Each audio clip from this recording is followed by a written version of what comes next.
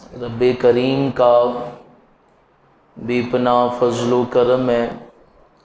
اللہ پاک نے آج ماہ مبارک کا ببرکت روزہ 17واں روزہ رکھنے کی توفیق عطا کی ہے۔ رونقیں دن بدن کم ہوتی جا رہی مسجد کی، بس یہ بھی ایک افسوس کا مقام ہے۔ وہ ہمارے بڑے مثال دیتے ہیں نا جی، فصلی بٹیرے موسم کی موسم آتے ہیں تو کئی دفعہ ایسا بھی ماحول بنا ہوتا ہے۔ اصل بندے کی کامیابی پتہ چلتی ہے رمضان کے بعد۔ اب تو شیطان بند ہے نا جی، تو پھر بھی بندے 10ویں روزے کے بعد آہستہ آہستہ آہستہ آہستہ کم ہونا شروع۔ اور اصل بندے کا پتہ ہی رمضان کے بعد چلتا ہے کہ آیا یہ واقعی کوئی اللہ والا بنا ہے کہ یہ ویسے ہی موسم کے حساب سے آیا تھا اور ختم ہو گیا۔ بہرحال اللہ تعالی ہمارے محبوب علیہ السلام کی امت کو اپنی کھوئی ہوئی عزت عطا فرمائے۔ آج بڑا پیارا موضوع ہے اور بڑا شارٹ کٹ سا موضوع اور آسان سا موضوع ہے۔ آج ویسے 17 رمضان ہے، تو 17 رمضان کو بڑے سارے واقعات ہوئے۔ پہلا واقعہ تو یوم بدر، جنگ بدر کا ہوا 17 رمضان کو، جمعہ بھی اس موضوع پہ پڑھایا ہے۔ 17 رمضان کو نبی پاک کی سب سے لاڈلی زوجہ سیدہ طیبہ عائشہ صدیقہ رضی اللہ عنہا آپ کا یوم وصال ہے۔ 17 رمضان کو ولی کامل پیر سیال لجپال خواجہ قمر الدین سیالوی علیہ الرحمہ، بہت بڑی شخصیت ہوئی ہیں اولیاء میں، ایک مانا گیا نام ہے ان کا، اور انہوں نے شیعوں کو تو ایسا رگڑا پھیرا قیامت تک ان کو دردے رہیں گے، کیونکہ بڑے پائے کے ولی ہوئی۔ ان کا بھی آج یوم وصال ہے۔ اس کے بعد جنہوں نے ختم نبوت کی قرارداد قومی اسمبلی میں 1974 کے قانون میں منظور کروائی، جن کا ذکر قیامت تک ممبروں پہ رہے گا، میری مراد قائد اہل سنت شاہ امام احمد نورانی صدیقی رحمت اللہ تعالی علیہ، آج آپ کا بھی یوم وصال ہے۔ کتنی نسبتیں آج مل گئی۔ اللہ تعالی سب کی قبور پہ اپنی خاص انوار و تجلیات کا نزول فرمائے۔ اہل سنت کا ایک بنیادی عقیدہ ہے حاضر و ناظر۔ ہمارا عقیدہ یہ ہے کہ ہمارے نبی پاک صلی اللہ علیہ وسلم حاضر بھی ہیں ناظر بھی ہیں، حاضر بھی ہیں ناظر بھی۔ اس پہ ایک تو مسئلے کو سمجھنے کے حوالے سے کچھ ڈاؤٹ ہے، اور کچھ جو ہمارے مد مقابل بندہ آتا ہے اس کو کچھ سوال ہوتے ہیں، ان کا بھی میں آج تھوڑا سا جواب دوں گا۔ کچھ نہ عقیدے کی باتیں یاد رکھا کریں۔ میں آپ کو صحیح بتا رہا ہوں، ہمارے سنیاں نو ہلے ختم ہوتے ایک دلیل نہیں آتی، ختم ہوتے ایک دلیل نہیں آتی، کھائی جان دے۔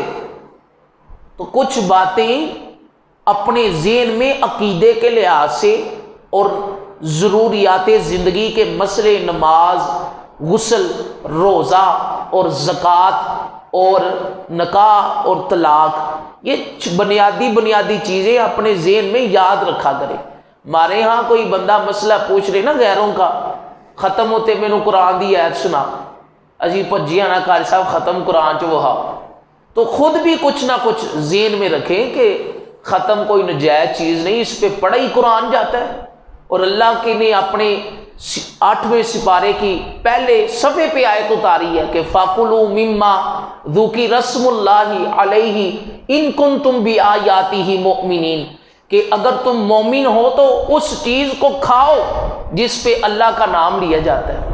तो अल्लाह तो खुद कह रहा है कि अगर तुम मेरी आयतों पे ईमान रखते हो तो उस चीज़ को खाया करो। तो यहाँ रोलाई एक अलग शुरू हो जाता है। तो मसला हाजिर व नाज़र भी इसी तरह। हाजिर नाज़र का मतलब आसान सा ये है कि जहाँ तक हमारी नज़र काम करती है ना, वहाँ तक हम नाज़िर हैं, नज़र करने वाले हैं। अब मेरी नज़र वो सामने दीवार पे पड़ रही, और अगर ये छत ना हो तो आसमान पे पड़ेगी। तो जहाँ तक मेरी नज़र काम करेगी वहाँ तक मैं नाज़िर हूँ, वहाँ तक मैं क्या हूँ? नाज़िर हूँ। और जिस जगह बैठ के मैं ये सारा मंजर देख रहा हूँ ना जी, वहाँ मैं हाजिर हूँ, वहाँ मैं क्या हूँ? हाजिर हूँ। यही अकीदा हमारा नबी पाक अलैहिस्सलातु वस्सलाम के बारे में।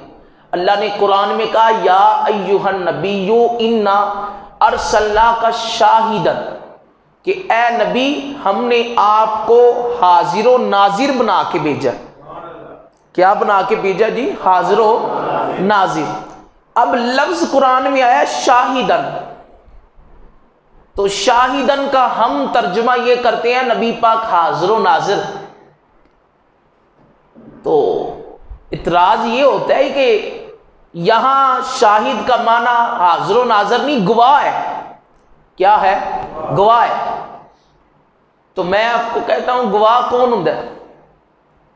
गवाह वही होता है ना जो मौके पे मौजूद हो, जो देख रहा हो, जिसके सामने वाकया पेश आया हो। ये तो नहीं कि इत्थे कत्ल होवे थे ओ शेरा ने बाग दा बंदा गवाही दे दे कि मैनू पता है मैं वेख्या। मौके पे जो मौजूद होगा, जो देख रहा होगा, जिसके मुशाहदे में चीज होगी, वही तो गवाह होता है। और फिर जब हम हाजिर व नाजिर का तर्जुमा करते हैं तो फिर इतराज होता है कि नहीं ये तुसी गलत तर्जुमा कीता है। लेकिन जो आप जनाजा पढ़ते ने ना तो कि अल्लाहुम्मा ग़फ़िर ली हय्यिना व मय्यितिना व शाहिदिना, ऐ अल्लाह हमारे जो दुनिया से चले गए हैं मय्यितिना वो भी बख्श दे, वाह अल्लाहुम्मा ग़फ़िर ली हय्यिना पहले हमारे जिंदा बख्श दे, व मय्यितिना और हमारे जो दुनिया से चले गए हैं वो भी बख्श दे, व शाहिदीना व गाइबीना और जो हमारे हाजिर हैं। यहाँ शाहिद का तर्जुमा हाजिर किया कि जो हमारे हाजिर हैं वो भी बख्श दे, व गाइबीना और जो हमारे गायब हैं वो भी बख्श दे। तो जनाजे वाली दुआ में हर बंदा ही शाहिद का माना हाजिर करता है, लेकिन यहाँ पे जब कुरान में नबी पाक की शान की बारी आती है तो हाजिर का माना जो है वो शाहिद की बजाय गवाह की, अपना हाजिर की बजाय जो है वो गवाह कर लेता है। तो ये भी एक डंडी है जो कि अहले इल्म जानते हैं कि ये काम ठीक नहीं है। फिर दो चार बातें अर्ज करनी है, वो ये कि हाजिर नाजिर मसले पर बड़ा एक होता है, इतराज़ होता है। वो ये देखो जी अल्लाह भी हाजिर नाजिर है, नबी भी हाजिर नाजिर, शिरक करी जा रहे हो। अल्लाह भी हाजिर नाजिर कहते हो, नबी भी हाजिर नाजिर कहते हो, शिरक कर रहे हो। इसका जवाब ये है कि हर जगह हाजिर नाजिर होना ये खुदा की सिफत नहीं। क्यों? क्योंकि हाजिर वो होता है जो किसी जगह में मौजूद हो। अल्लाह तो किसी जगह में मौजूद ही नहीं। समझ आ रही ना बात की? मैंने क्या कहा? नबी पाक अलैहिस्सलाम के हाजिर नाजिर होने से मुराद ये है नबी पाक अपने कब्र अनवर के अंदर मौजूद हैं, हयात हैं, ये है हाजिर। और नबी पाक पूरी दुनिया पे नजर कर रहे हैं, जिस उम्मती को चाहे नवाज देते हैं, जिसके पास चाहे। ये जो सुन्नियों का अकीदा ना जी हर जगह ही नहीं, हर जगह ही नहीं, ये वाला माना नहीं। हाजिर व नाजिर का ये माना नहीं कि हर जगह ही इतने भी बैठे रहे, ऐसा नहीं। بلکہ حاضر ناظر کا مطلب یہ ہے نبی پاک اپنے روضے کے اندر موجود ہے اور اللہ کی عطا سے، اللہ کی طاقت سے پوری دنیا کو دیکھ رہے ہیں، اور جہاں چاہیں، جس وقت چاہیں، جس کے پاس چاہیں حضور تشریف لے جا سکتے۔ یہ ناظر کا معنی، یہ معنی ہے، یہ نہیں کہ اس محفل چ بھی نہیں تھے، اس محفل چ بھی نہیں تھے، اس محفل، ایسا معنی نہیں ہے، بلکہ معنی یہ ہے اللہ کی عطا سے جانا چاہیں تو پھر جا بھی سکتے ہیں۔ تو یہ جواب یاد رکھیں، اللہ تعالیٰ کی ذات سمیع و بصیر ہے، دیکھنے والی ہے، سننے والی ہے، جاننے والی ہے، لیکن اللہ تعالیٰ کی ذات کے لیے علماء نے حاضر ناظر کا لفظ بولنا منع کیا۔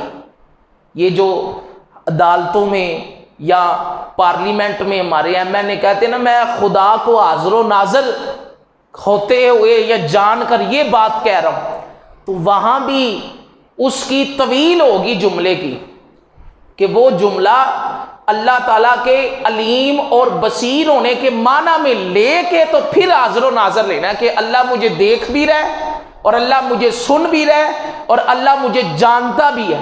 لیکن یہ معنی نہیں کہ اللہ کسی معاذ اللہ مکان میں قید ہے یا مقید ہے اور وہاں سے اپنے لوگوں کو دیکھ رہا ہے، یہ معنی اللہ کے لیے بولنا درست نہیں ہے۔ تو حاضر و ناظر کا مطلب یہ ہے کہ نبی پاک ایک جگہ رہ کے سارے عالم کو دیکھ رہے ہیں، اور پھر اگر چاہیں ایک آن میں، ایک گھڑی میں پورے عالم کی سیر کر لیں، اور اگر چاہیں تو ایک ہی وقت میں چند جگہ چلے بھی جا سکتے۔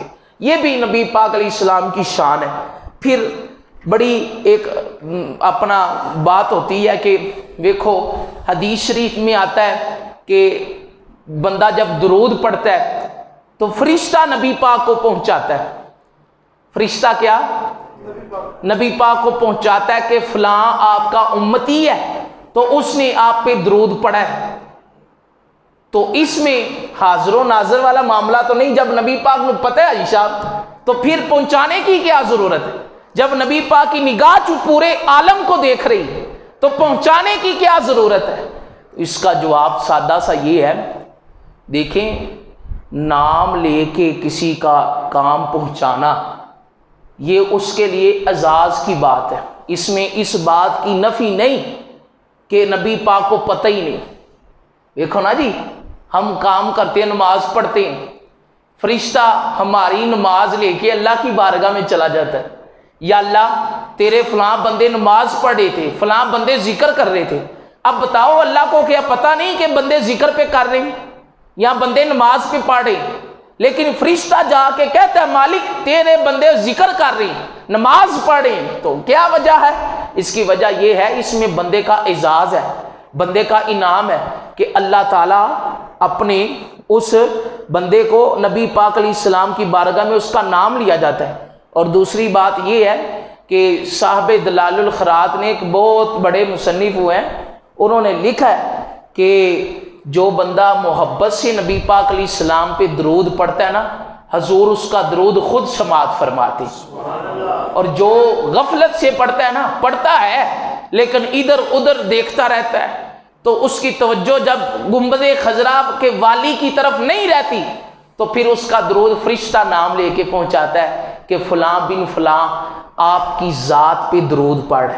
تو یہ مطلب نہ نکالیں کہ فرشتہ پڑھ اپنا نام لیتا ہے تو لہٰذا اپنا پھر حاضر و ناظر کی کیا ضرورت ہے، تو ایسی بات نہیں۔ اس سے یہ لازم نہیں آتا کہ ایک بندے کو دیکھیں نا جی، میں حاجی صاحب کے پاس میں جاؤں کام کوئی لے کے، میں کہوں جی علامہ عثمان صاحب کہہ رہے ہیں کہ یہ کام کر دیں، حاجی صاحب کو پتہ ہے کہ فلانا بندے نے کام مجھے پہلے بھی کہا ہوا ہے یا فلانا مجھے یاد کرتا ہے، لیکن میں جا کے نام لوں گا تو یہ اس میں ایک اعزاز والی بات آ جائے گی۔ پتہ پہلے بھی ہوتا ہے، نبی پاک علیہ السلام کے سامنے ساری امت کے اعمال ہتھیلی کی طرح، کس کی طرح؟ ہتھیلی کی طرح حضور اپنی امت کے اعمال کو مشاہدہ کر رہے ہیں، اور اس پہ حدیث بھی شاہد ہے۔ ایک اور بڑی لطف والی بات ہے، وہ یہ ہے کہ نبی پاک چو ہر جگہ حاضر و ناظر نے، مدینے کی لین جاندے ہو؟ مدینے سوال ہے نا جی، تو میں نا جی اللہ چو ہر جگہ موجود ہے تو کعبے کی لین جاندے ہو؟ ہے کہ نہیں؟ پھر یاد ہونا چاہیے نا جی بندے کو، نبی پاک چو حاضر و ناظر ہے تو پھر مدینے کیا لینے جاتے ہو؟ تو میں اللہ چو ہر جگہ حاضر و ناظر ہے، سمیع و بصیر ہے، اپنی قدرت نال موجود ہے، پھر مکے کی لین جاندے ہو؟ تو اس کا جواب یہ ہے کہ مکے اور مدینے یہ اسلام کے دارالسلطنت ہے، یہاں پہ اللہ کی خاص رحمتوں تجلیوں کا نزول ہوتا ہے۔ تو ایسی بات نہیں کہ ہر جگہ موجود ہے تو وہاں جانا نہیں چاہیے، وہاں جانا چاہیے۔ کیوں؟ کیونکہ وہ ہمارا ہیڈ کوارٹر ہے، وہاں دارالسلطنت ہے، وہاں رحمتوں کا نزول ہوتا ہے، تو اس لیے وہاں پہ جانے سے کوئی اس حاضر و ناظر کی بات کی نفی لازم نہیں آتی۔ پھر ایک اور بات، اب سوال یہ ہوتا ہے کہ اگر حضور نور ہے، حاضر بھی ہیں، حضور حاضر بھی ہیں اور نور بھی ہیں، تو پھر نیرا کیوں ہو جاتا ہے؟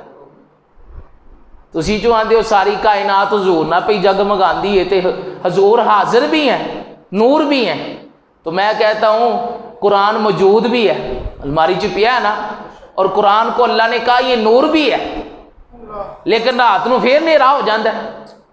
تو یہ ایک ایسی بات نہیں ہے، اس کا ایک تحقیقی جواب یہ ہے کہ قرآن کی نورانیت، فرشتوں کی نورانیت، فرشتے ہمارے ساتھ ہیں نا جی، کرامن کاتبین، لیکن رات کو اندھیرا بھی ہوتا ہے، ان کی روشنی تو ہمیں نہیں ظاہر ہوتی کہ فرشتہ ہمارے ساتھ ہے۔ تو قرآن، نبی پاک کا نور، فرشتوں کا نور، یہ ایمانی نور ہے، یہ ایمانی نور ہے، دیکھنے والی آنکھ چاہیے، ہر بندے کو نظر نہیں آ سکتا۔ اور الزامی جواب اس کا یہ ہے کہ اگر نبی پاک حاضر ہیں تو نور بھی ہیں، تو رات نو نیرا کیوں ہوتا ہے؟ تو میں نہ قرآن بھی نور ہے، گھر بھی پیا ہے، پھر بھی سارے گھر چ نیرا پیا ہے، تو پھر اپنی عقل کا علاج کراؤ، یہ تمہارے مسئلے والی بات ہی نہیں ہے۔ تو اس لیے قرآن نور ہے، نبی پاک نور ہے، لیکن کون سے نور ہے؟ ایمانی نور۔ کیڑے نور نے؟ ایمانی نور۔ کون سے نور ہے جی؟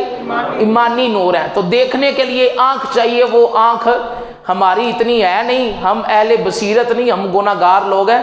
آنکھ دیکھنے کے لیے داتا علی جوہری جیسی چاہیے، یا مہر علی جیسی چاہیے، یا جماعت علی جیسی چاہیے، یا غوث علی جیسی چاہیے۔ ہماری وہ آنکھیں ہی نہیں جو حضور علیہ السلام کے دیدار سے حصہ پا سکے، لیکن وہ کرم کر دے تو ان کی مہربانی۔ پھر ایک آخری بات وہ یہ ہے، اگر حضور صلی اللہ علیہ وسلم حاضر و ناظر ہے، نماز چ انہوں نے کھلار لیا کرو۔ بڑا ڈاڈا اعتراض ہے، یہ تمہیں نہیں، ساڈا تو واہ پہ رہتا نا، پھر تھوڑا کدی پیا نا، پھر تھی دوڑنا ساڈے کو۔ حاضر و ناظر ہے تو نماز میں ہی انہیں کھلار لیں، کھڑا کر لیں۔ تو اس کا جواب یہ ہے کہ نبی پاک علیہ السلام کا تعلق اور عالم سے ہے، عالم برزخ سے، اور وہاں نماز فرض ہی کوئی نہیں، وہاں نماز فرض نہیں، ہمارا تعلق عالم دنیا سے۔ پھر دوسرا اعتراض، اس کا جواب یہ ہے کہ جب ان کا تعلق عالم برزخ سے، ہمارا تعلق عالم دنیا سے، تو ہم پہ فرض ہے، ان پہ فرض نہیں، تو پھر نفل والا فرض والا نفل والے کے پیچھے کیسے نماز پڑھ سکتا ہے؟ اور دوسری بات یہ ہے کہ یہ کہاں لکھا ہے کہ نبی پاک اگر موجود ہوں تو دوسرا بندہ نماز ہی نہیں کرا سکتا؟ حضرت ابوبکر صدیق رضی اللہ عنہ نے 17 نمازیں کتنی نبی پاک کی موجودگی میں پڑھائی۔ حضرت عبد الرحمن بن عوف نے نماز پڑھائی تو نبی پاک کی موجودگی میں پڑھائی۔ تو اس لیے یہ بات اپنے ذہن سے نکال دیں کہ اللہ بھی حاضر و ناظر، نبی بھی حاضر و ناظر، یہ سنیوں نے شرک بنا لیا ہوا ہے، ایسی کوئی بات نہیں، بلکہ اس کا معنی یہ ہے کہ نبی پاک ہر جگہ موجود نہیں لیکن جا سکتے ہیں۔ اب دیکھو انہیں ایک چٹکی جی گل آخری ساری زندگی یاد رکھے جی، اسرائیل ہے نا جی، فرشتہ ایک ہی فرشتہ، کیونکہ ذہن میں آتا ہے نا جی ایڈی وڈی دنیا ہے، نبی پاک علیہ السلام بیک وقت کتھے جان، اسرائیل ہے فرشتہ ایک ہی ہے، ایک فوت کی اللہ نہ کرے اس محلے ہو جے، ایک اگلے محلے ہو جے، ایک اس تو اگلے محلے ہو جے، ٹائم سارے دا 8 ہی ہوئے، وہ کدی روح قبض کرے گا؟ تو آپ کہیں گے اللہ کی دی ہوئی طاقت سے وہ پوری دنیا کے بندے بھی اگر فوت ہو جائیں تو وہ تو اللہ کی دی ہوئی طاقت سے سب کی بیک وقت نکال لے گا۔ ایک ریل گاڑی ہے پوری الٹ جاتی ہے، سارے بندے ایک ہی ٹائم میں فوت ہو جائے، وہ کس کی روح قبض کرے گا؟ اگر اسرائیل بیک وقت مختلف جگہ جا سکتا ہے تو جو امام الانبیاء ہے اسرائیل کی طاقت مان جاتے ہو کہ بیک وقت 200 بندہ بھی مر جائے تو اسرائیل اسے ٹائم پہنچ جاتا ہے، تو نبی پاک علیہ السلام جبریل اسرائیل کا سردار ہے جبریل، اور جبریل میرے نبی کا خادم ہے، میرے نبی کا خادم ہے، تو جس کے خادموں کے اپنا ان کی شان اتنی زیادہ ہے تو پھر میرے نبی پاک کی شان کا عالم کیا ہوگا؟ تو یہ نبی پاک جب اسرائیل جا سکتا ہے تو نبی پاک بھی جا سکتی ہے۔ تو یہ نہیں کہ ایک بندہ ہے تو اتنی جگہ کیسے جائے، وہ جانے والا جا سکتا ہے اور پہنچانے والا پہنچا سکتا ہے، انسانی طاقت کے بس کی بات ہی نہیں۔ مقام مصطفیٰ سمجھ لے، مقام مصطفیٰ سمجھنے کے لیے انسانی عقل کم پڑ جاتی ہے۔ اللہ کے حبیب کی شان یا خدا ہی جانتا ہے، باقی کائنات میں حضور صدیق کو بھی کہہ گیا، صدیق لم یعرفنی، میری حقیقت کو تو نہیں پہچان سکا، میری حقیقت کو جانتا ہے تو صرف میرا خدائے لم یزالی جانتا ہے، اور کائنات میں دوسرا بندہ جان سکتا نہیں۔ تو اللہ کے حبیب کی شان کو ایسے زیر بحث لانے کی ضرورت نہیں۔ یہ ایک چھوٹا سا مسئلہ تھا حاضر و ناظر کا، یہ سدا یاد رکھنا ہے۔ حاضر ناظر کا ہم معنی یہی کرتے ہیں، نبی پاک اپنے روضے کے اندر موجود ہے، جہاں چاہیں جس وقت چاہیں جس کے پاس چاہیں اللہ کی طاقت سے جا سکتے ہیں۔ اللہ تعالی ہم سب پر اپنا خصوصی فضل و کرم فرمائے۔